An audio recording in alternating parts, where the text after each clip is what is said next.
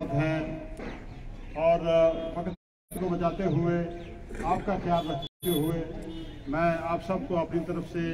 प्यार भरा सलाम आदाब पेश करता हूँ। आज का ये आपने जो तंजीम की तरफ से एक हंगामी मीटिंग कॉल की कि हम ये तमाम हालात देखते हुए जो अर्सवाइल जम्मू कश्मीर स्टेट में इस वक्त हो रहे हैं, जो लोगों के साथ नाइंसाफी, बर्बरियत और बेइंसाफी हो रही है, इसको रोकने का लाए अमल बनाने के लिए, फ्यूचर जो लाए अमल चाकोट करने के लिए आज की आपने ये मीटिंग जो है ये कॉल की और इसमें मेरी तंजीम के तमाम साथी जोमा हजरात, डेलीगेट, ब्लॉक सदूर साहिबान यहाँ तशरीफ लाए, मैं आप सबका वेलकम करता हूँ। मेरे बुजुर्गों और साथियों, नौजवान दोस्तों, हकीकत में तारीख ये कहती है कि जब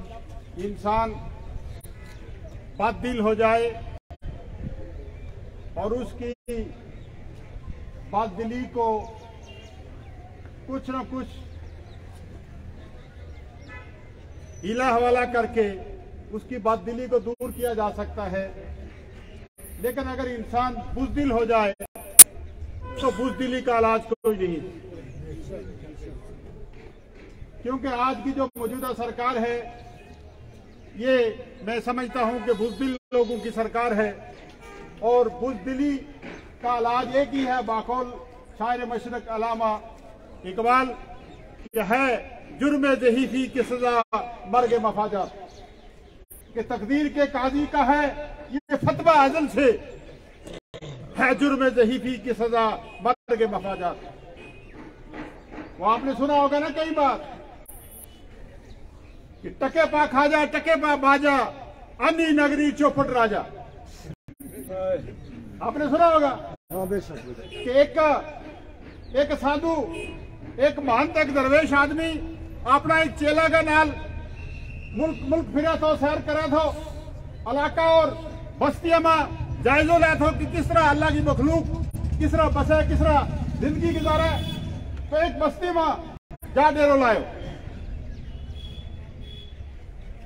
तो उस दरवेश ने अपना चेला ने जाकर क्यों कि भाई चेला तू जा इस बस्ती में फिर गए, हालात वकात को जायजो ले और जाकर देख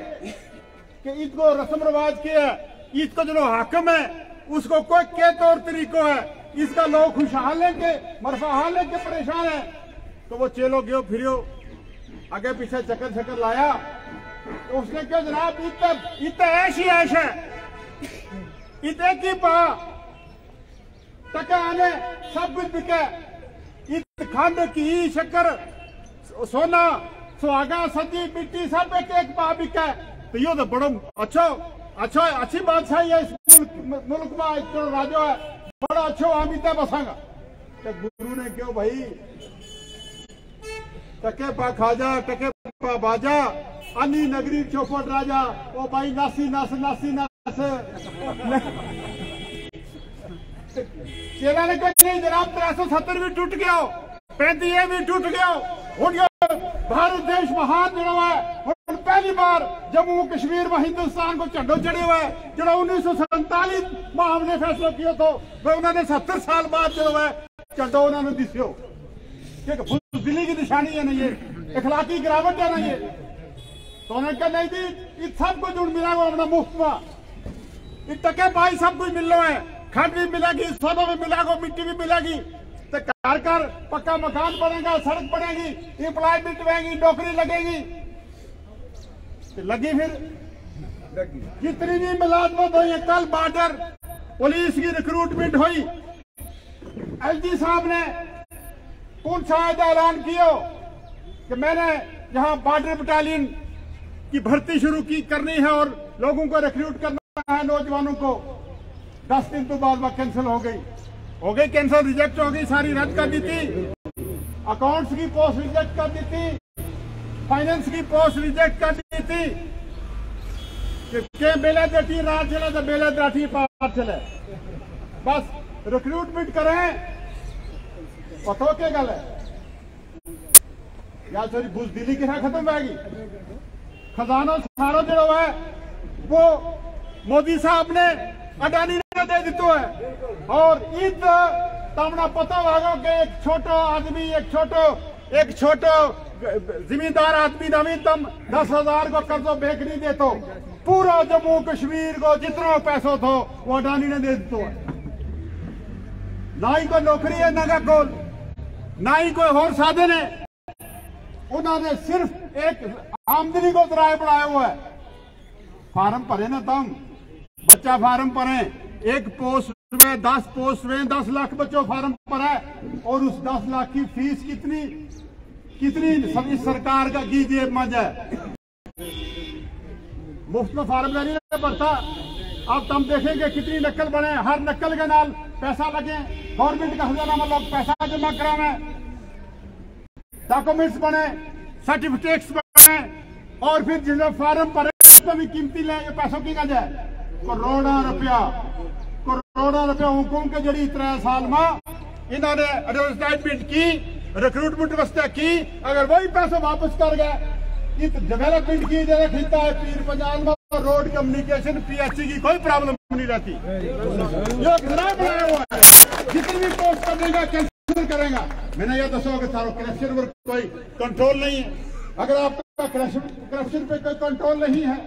अगर आपका एडमिनिस्ट्रेशन पे कोई कंट्रोल नहीं है आपके होते हुए यहाँ करप्शन हो रही है बगलिंग हो रही है तो आपको कोई जवाबियत नहीं कि आप सरकार में रहें आप यहाँ की सरकार को चलाएं आप नहीं चला सकते हैं तो जो मैं पहली बात कह रहा था कि सरकार बुजदिल हो गई है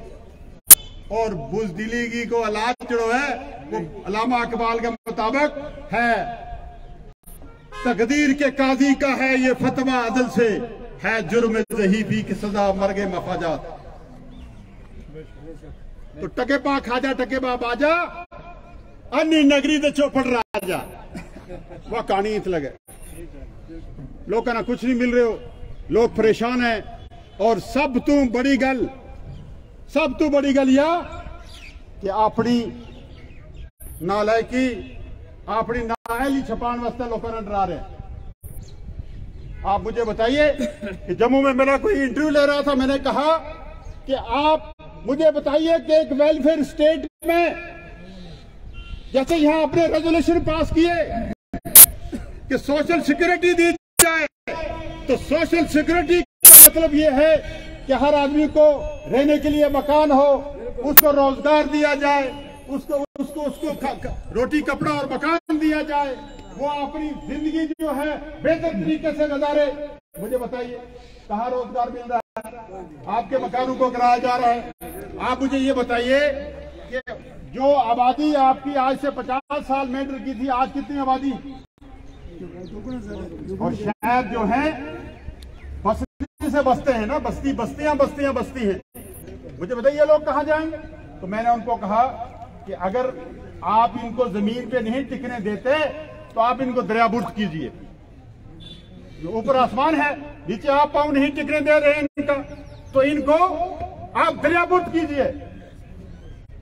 फिर देखिए डिवाइड एंड रूल की पॉलिसी इन्होंने इस मुल्क को हिंदू मुसलमान के नाम पे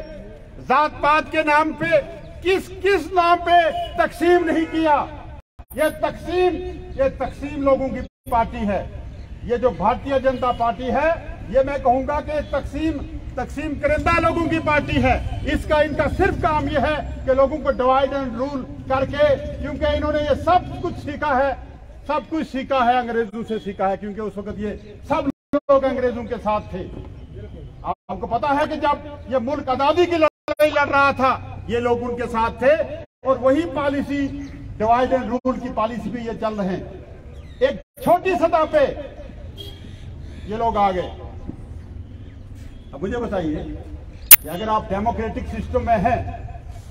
इतना बड़ा डेमोक्रेटिक मुल्क है इतना बड़ा झुमरी मुल्क है और हम कोशिश में थे हम दवा को थे कि हमारा मुल्क जो है विश्व गुरु बने सबसे विशाल बने सबसे ताकतवर बने आप मुझे बताइए कि अगर एक घर में लड़ाई होगी झगड़ा होगा फसाद होगा तो वो क्या घर तरक्की कर पाएगा? आपने हिंदू मुसलमान किया, आपने गुजर पहाड़ी किया, और आप देखिए कि कोई डेमोक्रेटिक वे है कि जो आपने इस वक्त नंबरदारों को नॉमिनेट किया है लोगों के पूछे बगैर? एक पटवारी साहब उठे, एक तहसीलदार साहब उठे, किसी को नहीं पूछा और नंबरदार को नॉमिनेट कर दिया। उन्होंने कहा नहीं हमारी मर्जी। हमने पूछा ऐसा क्यों हो रहा? उन्होंने कहा हमारी मर्जी। तो ये डेमोक्रेसी कहां? आप डेमोक्रेसी के कातिल हैं, आप डेमोक्रेसी की धज्जियां उड़ा रहे हैं और वक्त आने पे आपको इंशाल्लाह यही लोग इंशाल्लाह जवाब देंगे। मैं आपसे ये कहूंगा, मैं आपसे ये अपील करूंगा कि इंसानों को बांटने वाले, चाल तुम अपनी हार गए, दिल का है फैसला हम बटकर भी एक हुए। इन्होंने बहुत कोशिश की ताए पीर पंजाल को आग में धकेलने की, गुजर पहाड़ी करने की, हिंदू मुसलमान करने की, लेकिन जम्मू और कश्मीर में ना ही तो कभी हिंदू मुसलमान का फसाद हुआ है और ना ही इंशाल्लाह होगा। और जहां तक गुजर और पहाड़ी का ताल्लुक है, हम एक घर में, एक हमारा समाज, एक हमारी सोसाइटी है, हम कभी इंशाल्लाह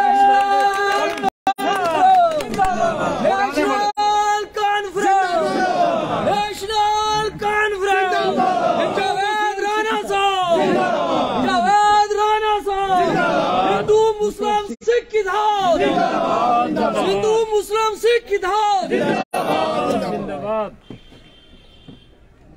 और इंशाअल्लाह ताला मैंने कहा ना कि इंसानों के बांटने वाले, चाल तुम अपनी हार गए, दिल का है ये फैसला हम बटकर भी एक हुए। आने वाले टाइम में अगर आपको इलेक्शन जरूरत है, अखलाकी जरूरत है, तो आप इलेक्शन करवाएं असेंबली। आपने कहा था कि डीलिमिटेशन के बाद पूरे देश में डीलिमिटेशन 2026 को होनी है। आपने बड़ी जल्दी करके डीलिमिटेशन यहां करवाई और यह कहा, पार्लियामेंट में कहा, देश के प्रधानमंत्री साहब ने कहा, देश के होम मिनिस्ट्री साहब ने कहा कि हम डीलिमिटेशन के फौरन बाद रियासत के इलेक्शन करवाएंगे और इलेक्शन के बाद हम रियासत का स्टेटस जो है लोगों को वापस दे देंगे। आज क्यों नहीं उस पर जा रहे हैं?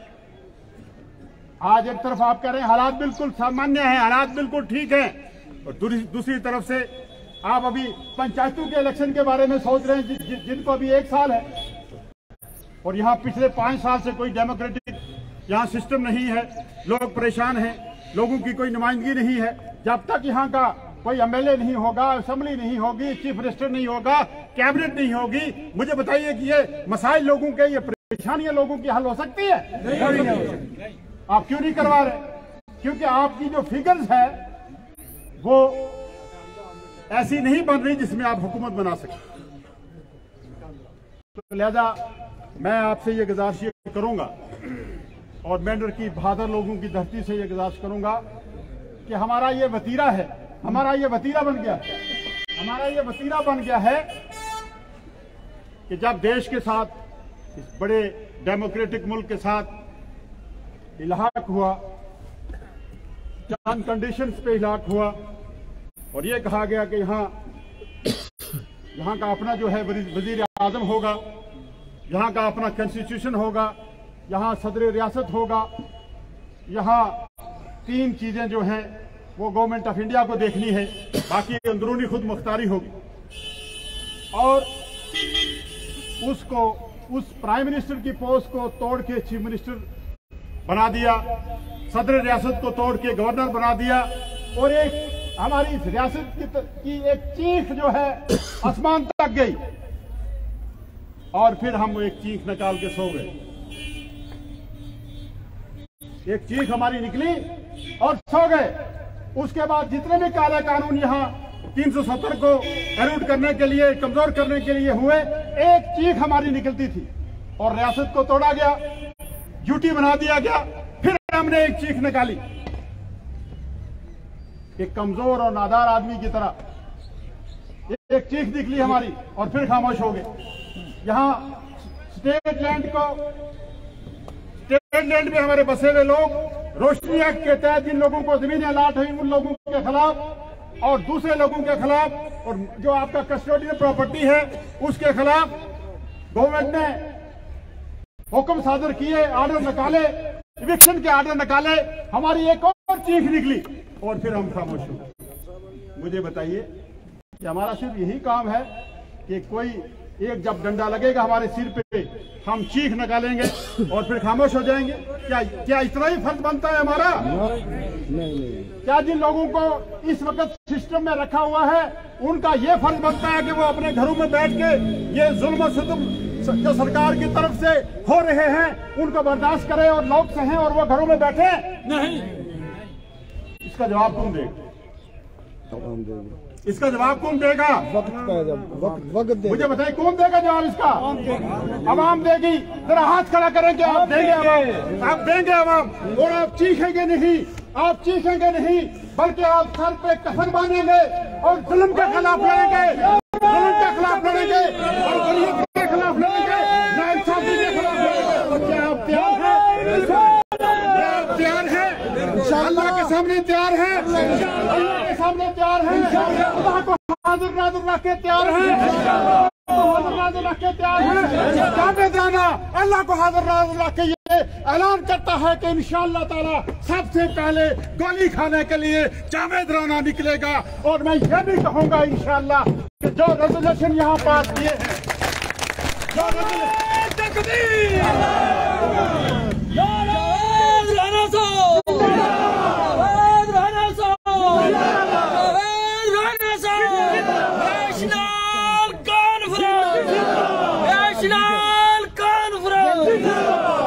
और मैं ये भी ऐलान करता हूं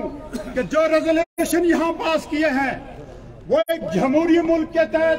हमारी मांग, हमारा ये राइट्स है कि उसके तहत हमने ये रेजोल्यूशन जो हमारे डिस्ट्रिक्ट सेक्रेटरी साहब ने, डेलीगेट्स हजरात की मौजूदगी में, हमारे सीनियर लोगों की मौजूदगी में, सरपंच की मौजूदगी में, ब्लॉक सुदूर हजरात की मौजूदगी में, पूरी नेशनल कॉन्फ्रेंस की टीम की मौजूदगी में ये रेजोल्यूशन पास किए हैं। आप इसकी हमायत में हैं? तो मैं भी सरकार को ये चेतावनी भी दूंगा, गुजारिश भी करूंगा कि जब तक इस रेजोल्यूशन पे आप अमल ना करें, कोई भी हुक्म जो है हम पे सादर ना किया जाए, हम उस हुक्म को नहीं मानेंगे। जब तक यहाँ हमारे स्टेटस, हमारी स्टेट का दर्जा वापस न मिले, 370 को वापस न दिया जाए, स्टेट की बहाली ना हो, रियासत में असेंबली इलेक्शन बहाल ना हो और हमें पीर पंजाल के लोगों को, खिताए पीर पंजाल के लोग जो हमेशा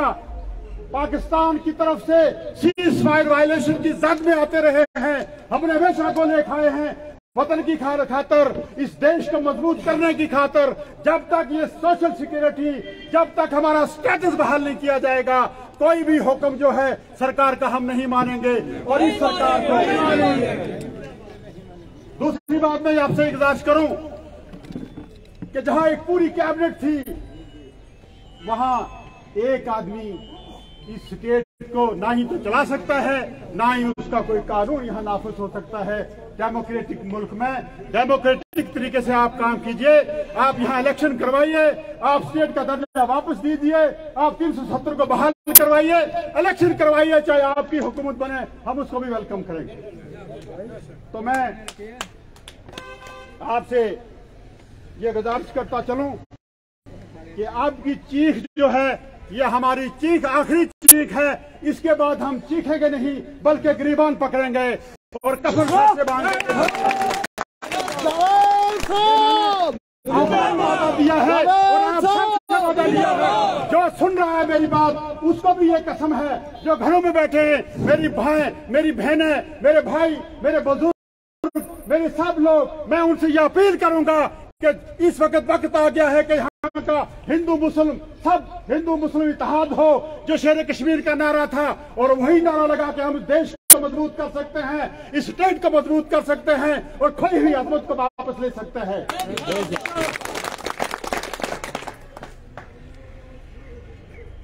क्योंकि लास्ट में मुझे एक बात याद आ गई, हमारे हाजी ज़मान साहब बड़े किस्से सुनाते रहते हैं। मैंने एक चीफ की बात कर रहा था, मैं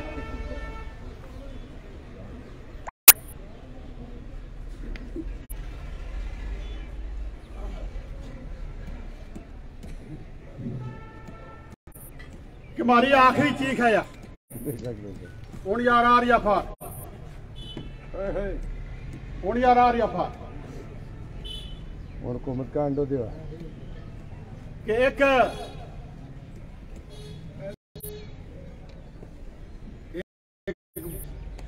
मुकदम ने कुकड़ी बड़ी पाली थी बड़ा प्यार ना कुकड़ कुकड़ कुकड़ मुश्ताक साहब में गया कुकड़ बड़ा देखे हैं बड़ा बड़ा बड़ा लाल प्यार ना कुकड़ पाले एक ठंड ठंड में मुश्ताक साहब ने कुकड़ खान गुरु आ गया कि आज कुकड़ पर छुरी चलनी चाहिए तो कुकड़ ने कह लाया कुकड़ तू रोज जब सुता हो तो सर उठा बांग दे लगा तू जनाब लोग है अल्लाह जिक्र करूँ अजान दूं नहीं आइंदा बात है बांग दी थी तो तेरा छुरी फेर छोड़ूंगा तो कुकड़ डर गया जम्मू कश्मीर का लोगों की तरह क्या छुरी फिर आई हूं दुआ दिन कुकड़ ने बांग नहीं दी थी लेकिन उस टाइम पर उठे तो सही आदत थी वह उठे फिर हले जुले फड़ायो तो मुश्ताक साहब देखे तो रहा भी जो ने क्या कुकड़ आज ते बांग नहीं दी थी लेकिन फड़फड़ाए आज खम शम छंडिया उतनी हूं तक जब फड़फड़ाए ना तेरा छुरी फेरूंगा कह लो कुकड़ माफ करो जी सरपंच साहब कि हूं दुई बारी फड़फड़ा नहीं लगो दुआ तरह आदत जी रखी तू जाए दुआ तरह फिर कुकड़ उठे उसने अपनी गर्दन छेड़ने लगे ठीक है पीछे एक्सरसाइज कर गए होगा ये ताने था लवा कि किसी तरह का इसकी साथ भजा रहूंगा एकदम चौड़ी इसकी मरोड़ कहला तू आज ते ना फड़फड़ायो ना ते अजान दी थी ना लेकिन ते गर्दन आगे पीछे किए बड़ो लमका लवा तू आज तीन नहीं छोड़ दो बोलने क्यों जनाब अल्लाह को वास्ता है सरपंच साहब हूं कुछ नहीं करता तुम सिर्फ इसका करो कि मीना और कोई मेरा वो छात लाओगे नवी उसने क्या तुम्हें ठीक है भाई तेरा वो छुरी नहीं फेर लगा तू ते कल तू अंडो देना अंडो देना अंडो ये मेरे लोग जो चुन के गए ना इस वक्त कोई डीडीसी कोई बीडीसी अंडो ना तारा तमने दी तो मेरे ने जावे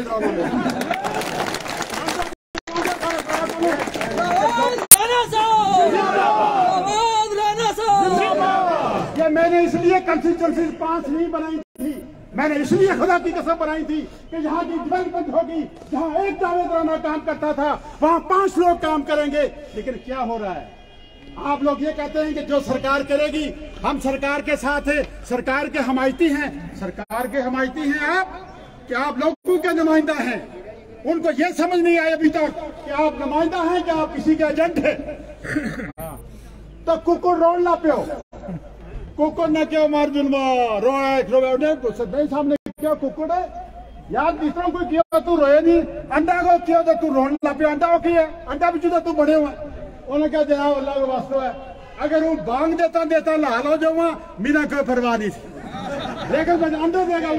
लाल करना फिर मैंने करना है छुरी फेरनी है लेकिन अंडा देगा वो लाल नहीं होना चाहता ये लाल भी देगा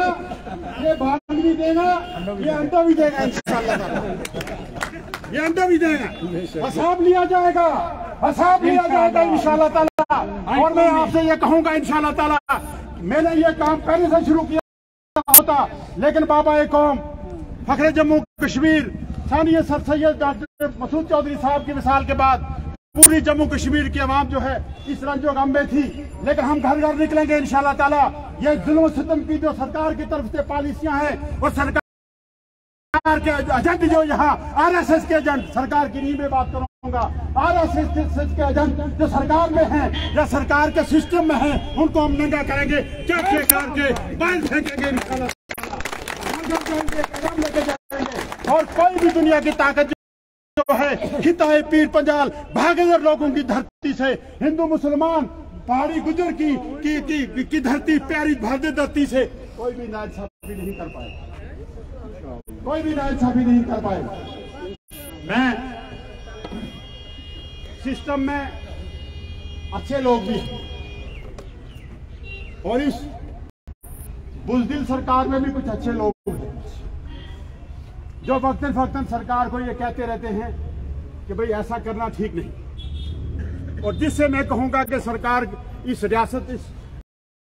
रियासत का कुछ न कुछ माहौल जो है वो बेहतर है। वो लोग भी हमारी गुड बुक्स में हैं और वो लोग भी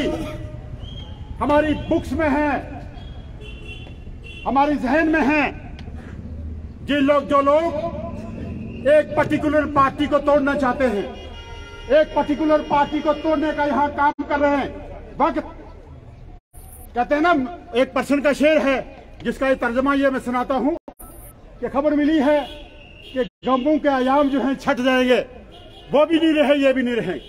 कि दुनिया में नहीं रहता सदा दौर किसी का, आज हमारा कल और किसी का। लेकिन मैं उन साहिब इक़्तिदार लोगों को जो इस वक्त आरएसएस का एजेंडा चला रहे हैं,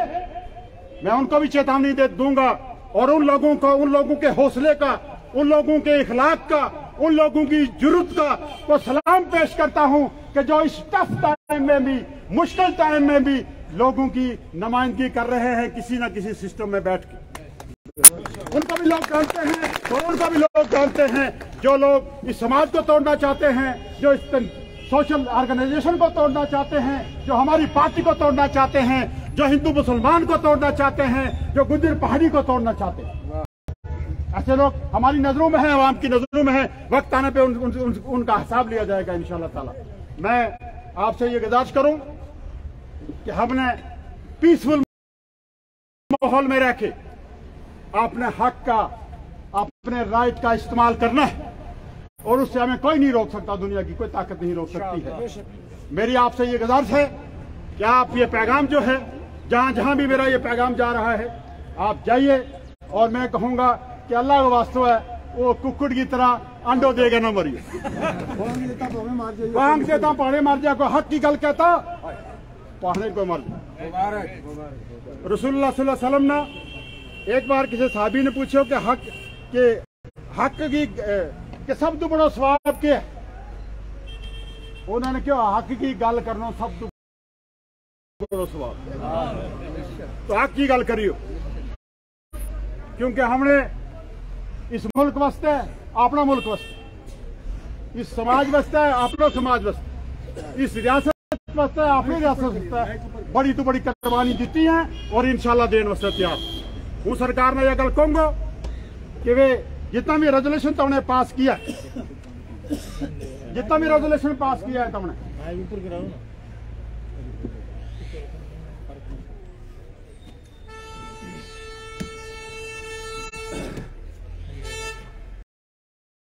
जितना भी रेजोल्यूशन तो उन्हें पास किया है, सेक्रेटरी साहब जल्दी पढ़े था,